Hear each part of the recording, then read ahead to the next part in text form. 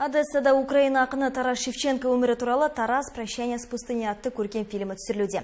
Ақынның туған жерінде басталған туындының жалғасы 7 жыл өмір сүрген Маңғыстау өңірінде жалғаспақ. Бұл туралы аталған киноның сценарий авторы мен продюсерлері облыс әкімі орынбасарларымен болған кездесуінде айтты. Толық метражды фильмнің сценарийін Украинаның еңбегі сіңген өнер қайраткері Александр Денисенко жазған. Маңғыстауға келген түсіруші топ ақын суретші Тарас Шевченконың табан тиген өмір сүрген жерлерінде түсіру жұмыстарын бастайды. Атақты Украина ақыны Тарас Шевченконың Маңғыстаудағы күндері туралы фильм 20 күн бойы Шақпақ-Ата, Сұлтан-Үпі, Жығылған жерінде және Форт қаласында түсіріледі. 2 сағаттық көркем фильмге шамамен 1000-ға жуық адам жұмылдырылады.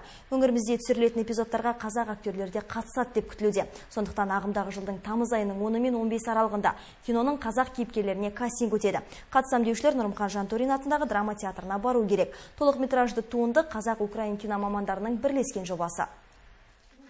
Этот фильм готовился к 200-летию Тараса Григорьевича Шевченко. Бұл кино Тарас Шевченконың 200 жылдығына арналып шығарылады. Сценарий 2012 жылы халықаралық сценарлық питчингте жүлделі оралды. Алайда жоба Украинадағы жағдайға байланысты жүзеге аспай қалған. Бұл кино Тарас Шевченко мен Маңғыстау рухының тұтасқан бейнесін көрсетпек.